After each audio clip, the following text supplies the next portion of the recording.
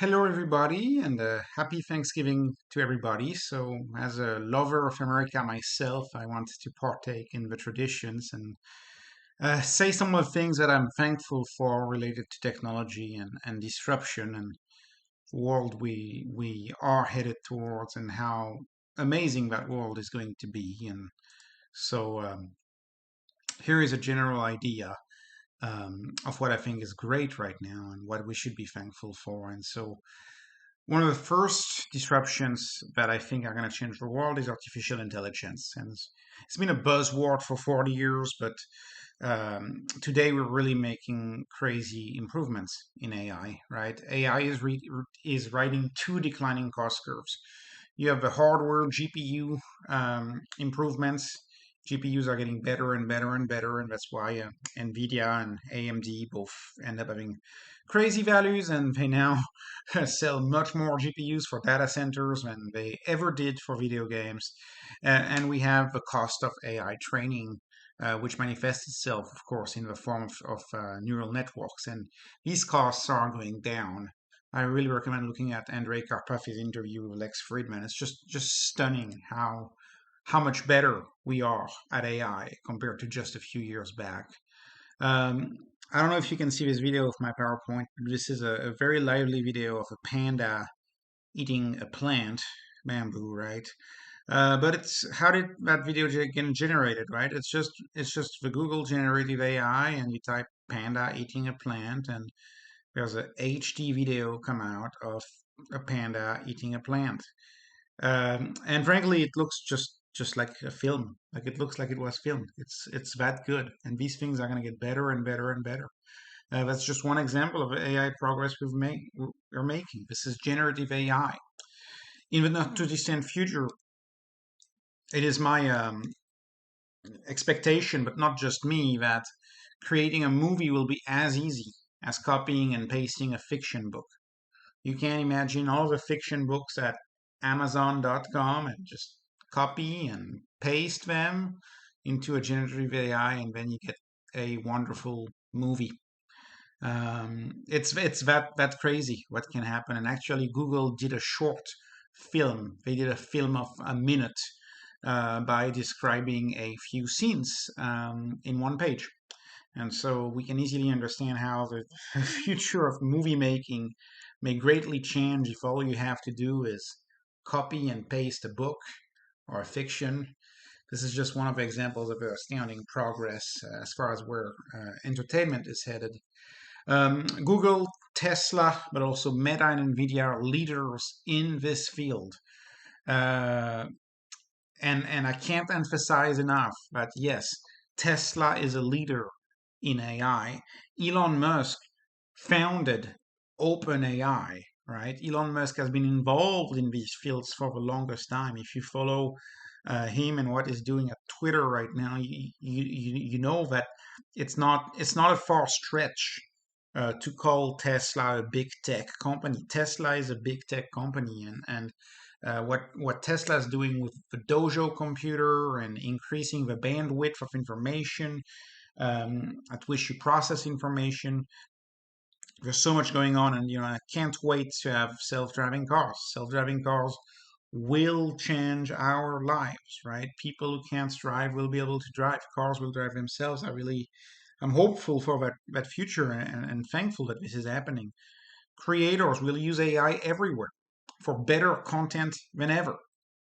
And imagine any content. Imagine my content here being filled with AI generated images or videos where you don't have to worry about copyright anymore or anything like that, because of course it's the computer who generated the perfect image for you. So the creative economy, the amount of creative content that we're going to get is going to just be absolutely astounding, and I really look forward to that. So AI is one of the big things that I'm grateful for, and it's the kind of like the mother of all disruptions. That's it's the capstone of so many of the other disruptions that we're seeing right now. AI is that capstone, and it is more than 40 years in the making. And we're finally reaching very, very fascinating examples, especially with Tesla's self-driving and generative AI examples. What else am I thankful for? Well, I'm thankful for solar, electric, and batteries. Solar is the cheapest form of energy. I made a video on Monday outlining that. Oversized photovoltaic system on rooftops can free us from the inflation in our energy bills. This is what has dominated the conversation for past year. If you have an oversized PV system, you can charge your cars, you can power your home. Reminder, the average home in America only needs 330 square foot of solar panels to power itself, but has 3,000 square foot available. So as panels get cheaper, and they do get 60% cheaper year over year, every year, as batteries get cheaper, as this gets cheaper, we will have overly abundant solar panels in our homes and all this extra energy, all of this excess energy. I can't wait to see the deflationary effect that this excess energy has, that the fact that we're going to be in a zero to low marginal cost society. What are we going to see? What are we going to do? Are we going to see an explosion in food growing appliances? We already see a lot of those being developed. Maybe you'll have an appliance that looks like a fridge, but it's not a fridge. It grows food for you, all automated, just turning energy into food. We're going to sell our energy to the grid, again, making extra income. Any home can make extra income from solar panels. We're going to be able to power distributed computing systems, help solve some of the biggest problems by scientists, power cryptocurrencies, power decentralized projects, power Bitcoin. We're going to be able to charge our cars, even generate water with air to water systems. If you have unlimited energy or at least much excess energy, you can use that energy, say, to create air to water systems. What else? What are the other innovations that will be built on top of abundant and inexpensive energy? I think there will be so many innovations in that field. Let me move on. What is a third point that I'm excited about? It's how lean and agile businesses will change the world. Businesses are universally becoming data driven and efficient. Every business might be run like Facebook or Google one day, where the business runs itself. The business runs itself, and the role of the manager, the role of the engineer is to improve the business over time. But the day to day business operations are not run by humans, they are run by the data driven enterprise operating system, right? And so imagine a bank, say, that's just a super app that doesn't have all of the heavy cost of branches, of legacy debt, of structure, of culture. What would that be? That'd be a super app like a SoFi or a Cash App that is easily accessible, that pays you the best interest, that offers you the best service. It's a 10x innovation because you do not have to pay for that structure. And not only do you save on the cost of not having to pay for that structure, but you also gain from the fact that the business is data driven.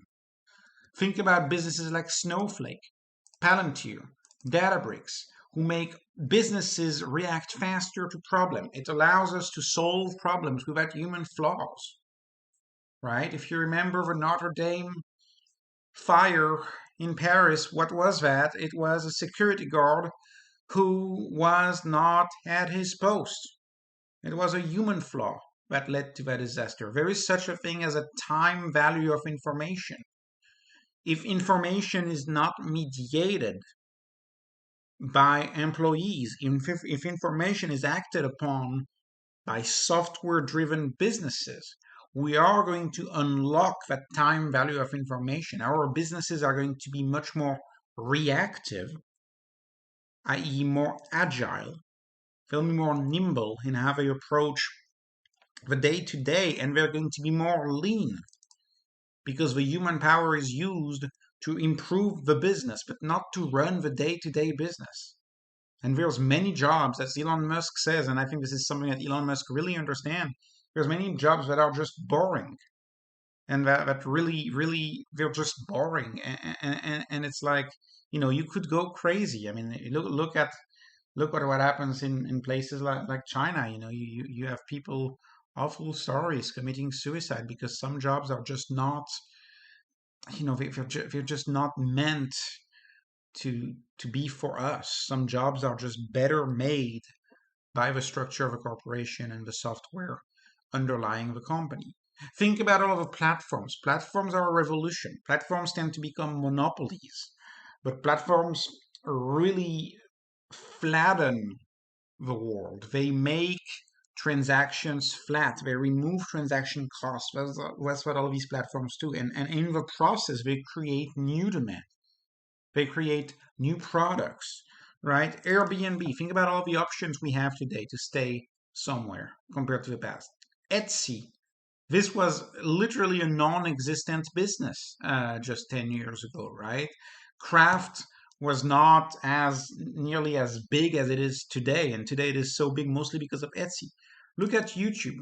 Knowledge, and that fits so well within the mission of Google to democratize knowledge. Knowledge is so much more easily accessible. What can you not learn on YouTube today? You can learn just about everything on YouTube, and I can say the same thing about Twitter. What can you not learn on Twitter today? Twitter is the main source of news. It has flattened relationships between content creators and content consumers. And anybody who is very good at something or who has a niche can reach their niche and create value. This is a major shift. All these platforms are a major shift. Platforms are disruptors, right? Look at Open Door. Look at how much Open Door can save us. In one of my videos on Open Door in the series, I calculated that going with Open Door saves the average family more than 1 year worth of savings. More than 1 year worth of savings can be saved just by going through a better platform that does not rely on rent sinking or does not rely on tradition, does not rely on high fees because it's the way it's always been done. No, it takes advantage of a lean business model. It takes advantage of the fact that information is free to lower these costs. And again, this is very, very, very powerful. And lastly, as we see that all these technologies are reducing our costs are getting lower and lower and lower. Businesses become more productive, and the more productive businesses become, the more goods and services are abundant. This is the world that we're headed towards. We're headed towards a world that is much more abundant as our businesses are much more software driven. And we need a fixed supply. We need a fixed supply of money, a fixed supply denominator of value. Because right now we're not used to having a world where everything is so abundant, and so it creates so many disruptions. And I think Bitcoin has, and I know it's not popular to talk about Bitcoin right now, but my conviction on Bitcoin has been the same since 2015. I have loved Bitcoin since 2015, and it has been the same. Bitcoin has been teaching us that we need a fixed money supply. And the dollar is not fit for the deflationary world created by technology unless we literally decided to stop issuing it all the time, unless we decided to stop doing quantitative easing, unless we actually decided to have a reform banking system where money lent corresponds to money saved, and we decided to stop having deficits. If we decided that, the dollar could be, but the math is clear. The math shows us that we're not going there. And so the dollar is not fit for a deflationary world, because measuring our world in dollars will necessarily show that we have declines in GDP. Always, it will always show that we have declines in GDP because goods become more abundant. I mean, as I said earlier, electricity is about to be free on our homes, on our roofs, right? Content creation, knowledge is about to be better and more accessible than ever. So GDP can't measure that. GDP can't measure that, and this pushes quantitative easing. All of the excesses that we've seen during the past 12 years is because the world is trying to create GDP. But those GDP declines, unfortunately, they're going to happen. There's nothing you can do against GDP declines because we are in a deflationary world, right? It's not technology creates goods and services for us directly without us having to transact. So it's not going to show in the GDP. And of course, engaging in the issuance of new base money and engaging in the issuance of commercial banking, right? And commercial money, credit cards, that's not going to increase GDP. And if it does, that creates distortion in the economy and malinvestment. I mean, how many businesses do you see that are not needed? And I hope to cover this in my channel much more. There's a lot of businesses today that really are not economical because if you look at the growth of the money supply, the growth of the money supply is 15%. Any business that does not grow past this hurdle rate, any business that does not grow its revenue by 15% is actually declining. That's what is malinvestment, and that's also why the Fed is going to pivot because so many of these businesses have to roll over their debt, and they're not going to be able to roll over the debt at these high interest rates. Thus, QE needs to be back. But Bitcoin is showing us, and I'm not saying this is going to be Bitcoin, the new currency of the world, but it's at least showing us and helping us understand that as technology improves, it's natural for prices to decrease across the board. It is a natural state of technology. Technology increases productivity and prices decrease as a result. And there's fewer and fewer Keynesian thinkers. Keynesian thinkers are people that say we need inflation because if we don't have inflation, people won't spend. And that's just not true. People spend differently when you don't have inflation. When you don't have inflation, people become long-term thinkers. They won't engage in frivolous spending. They will engage in much more thoughtful spending for their future, but they will spend. We all have needs and we spend, right? And so fewer and fewer Keynesian thinkers are minted every day, and the Austrian view of things is really winning. And of course, this is a channel about innovation and entrepreneurship, so I am obviously an Austrian thinker. And so I think this is very important what Bitcoin is teaching us, which is there's an option for deflation, and we're headed towards deflation. Technology will create insane deflation for us. And I'm thankful that Bitcoin has played a role in educating people. It is estimated that close to 1 billion people have Bitcoin right now. So it is a tremendous number. Almost 50 million Americans. So again, it is a tremendous number, and the value proposition may make more sense for people outside of the US, but I'm confident that at least the philosophy behind deflation is changing the narrative. Electric cars are creating insane deflation for us. When you're switching from a $70 tank to a $7 electric bill, you're reducing your contribution to GDP by 10. And if you power your electric car with solar panels on your home, you've got no GDP whatsoever. And think about all of the GDP that technology has destroyed lately. How many people do not go to college anymore because they get an education online? That destroys GDP.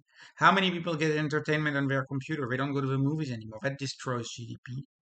Think about even benign things like a DoorDash, for example. That destroys GDP. That's much cheaper than going out. So GDP has nothing to do with how well life is. Has nothing to do with the quality of life. The quality of life is measured by the quality and quantity of goods and services. And it's not measured by the transaction costs. And again, I think this is a fundamental shift I'm very thankful for.